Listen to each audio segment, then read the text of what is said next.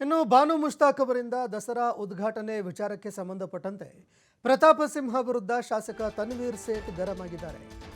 ಪರೋಕ್ಷವಾಗಿ ಅವರ ಹೆಸರನ್ನ ಹೇಳದೆ ಪ್ರತಾಪ ಸಿಂಹಗೆ ತನ್ವೀರ್ ಸೇಠ್ ತಿವಿದಿದ್ದಾರೆ. ತಾಳ್ಮೆ ಇರಲಿ, ಬೆಂಕಿ ಹಚ್ಚಿ ತಾನು ಸುಟ್ಟು ಹೋಗೋದು ಸರಿಯಲ್ಲ. ತಾಳ್ಮೆ ಇರಲಿ, ಆದರೆ ಬೆಂಕಿ ಹಚ್ಚಿ ತಾನೂ ಕೂಡ ಸುಟ್ಟು ಹೋಗುವಂಥದ್ದು ಸರಿಯಲ್ಲ. ಈ ರೀತಿ ಹೇಳಿಕೆ ಕೊಡೋರಿಗೆ ತಾಳ್ಮೆ ಇರಲಿ. ಮೈಸೂರಿನಲ್ಲಿ ಶಾಸಕ ತನ್ವೀರ್ ಸೇಠ್ ಆಕ್ರೋಶ ಹೊರಹಾಕಿದ್ದಾರೆ.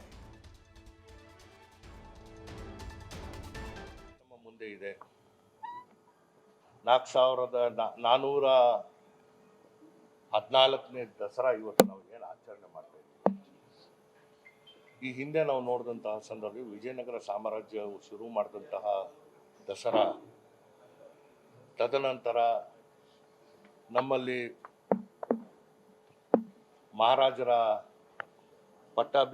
ಅಭಿಷೇಕ ಆಗದೇ ಇದ್ದಂತಹ ಸಂದರ್ಭದಲ್ಲಿ ಸುಮಾರು 18 ವರ್ಷಗಳ ಕಾಲ ಹೈದರಾಲಿ ಮತ್ತು ಟಿಪ್ಪು ದಸರಾನ ಮುಂದುವರಿಸಿಕೊಂಡು ಹೋದ್ರು ಅನ್ನೋದು ಒಂದು ಇತಿಹಾಸ ಇದೆ.